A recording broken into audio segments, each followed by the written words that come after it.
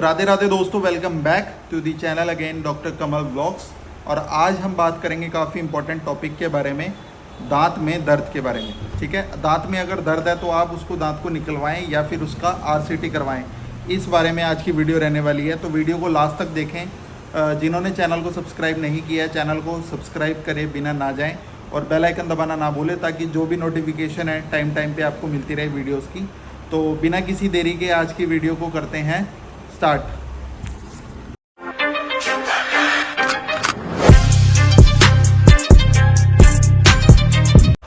तो देखो दोस्तों, सबसे पहली जो चीज़ है मैं आपको बताना चाहता हूँ कि अगर दांत में कीड़ा लगता है, ठीक है, थोड़ा सा एक तरह से ठंडा गर्म लगना स्टार्ट होता है, तो सबसे पहले वो एकदम से नहीं होता, वो आपका काफ़ी लॉन्ग टाइम से इन्फेक्शन हो रखा है दांत में। ठीक है, ये नहीं है कि एकदम से ही आपको सेंसिटिविटी स्टार्ट होगी, एकदम से ही दांत में दर्द दिया या दांत में से ब्लीडिंग, मसूड़ों से खून आना स्टार्ट हो गया।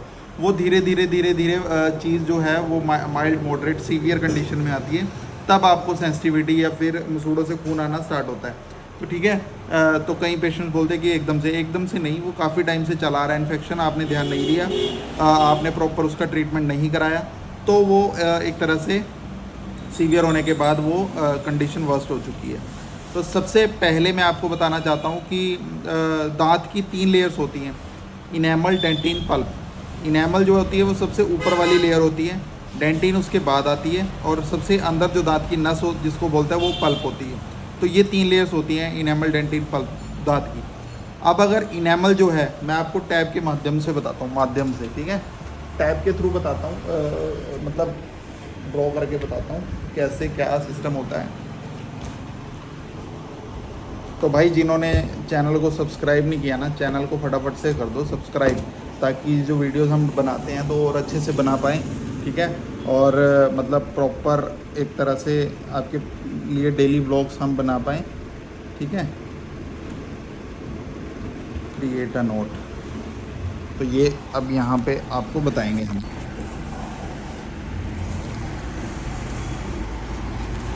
इसको करते हैं स्टैंडिंग।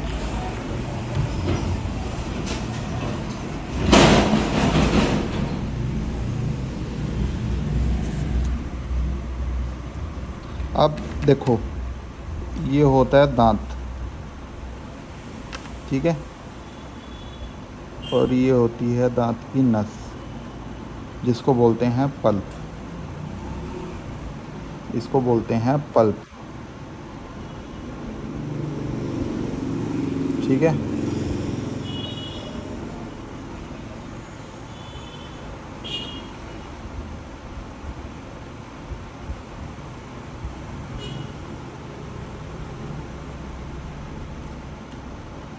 ठीक है, ये जो सबसे ऊपर वाली लेयर होती है इनेमल,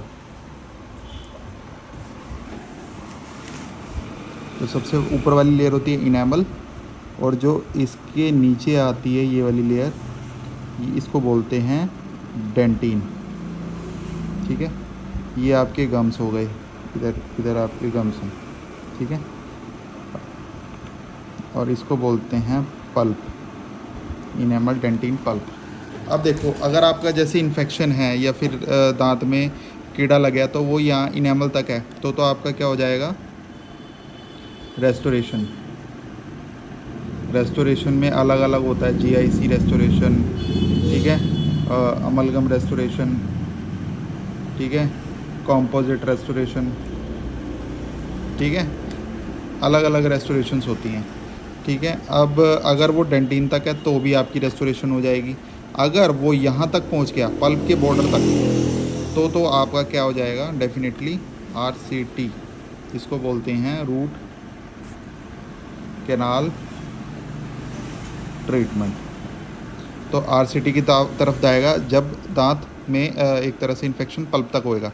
अब ये कैसे पता लगेगा कि पल्प तक पहुंच गया, आपको होगा सेंसिटिविटी टू हॉट, कुछ भी गर्म खाओगे या फिर कुछ भी ठंडा खाओगे आपको सेंसिटिविटी फील होगी। ठीक है, तो आपका होपफुली ये है 95 to 100% आरसीटी की तरफ दांत जाएगा। अगर आपको सेंसिटिविटी टू हॉट है या फिर ठंडा या गर्म खाने पे आपको एक तरह से पेन होता है। ठीक है, अब दांत निकलवाने की मैं आपको बात बताता हूँ। अब अब बात करते हैं वाई एक्सट्रैक्शन। एक्सट्रैक्शन क्यों करवाएं? तो एक्सट्रैक्शन आप जब करवाएं, जब आपको मैं बताता हूँ।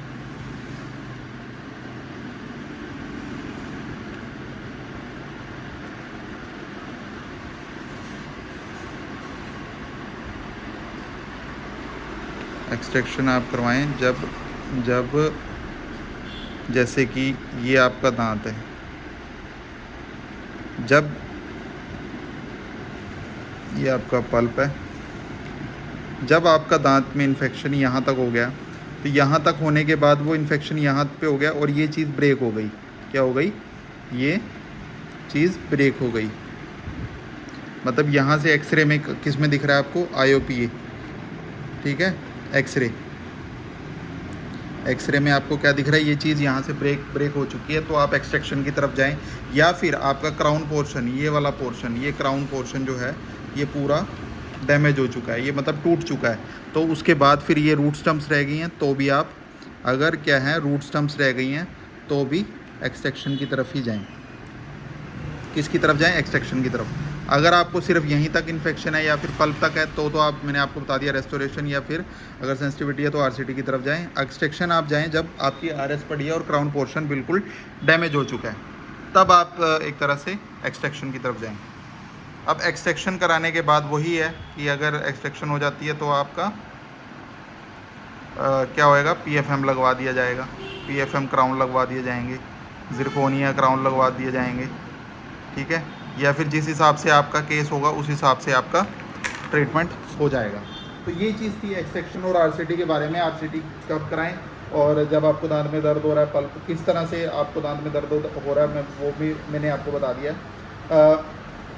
तो इस हिसाब से आप डिफ्रेंशिएट करें, डेंटिस्ट की सलाह लेके चलें, और एक तरह से कंपेयर ज़रूर करें कि RCT कराएंगे तो हमारा दांत बच जाएगा, एक्सट्रैक्शन कराएंगे तो दांत निकल तो जाएगा, पर उसको लगवाने के लिए दांत आज नहीं तो कल या महीने 2 महीने साल में आप दांत लगवाना ही आपको पड़ेगा, तो वो जो खर्चा जो है वो आपका डबल हो जाएगा।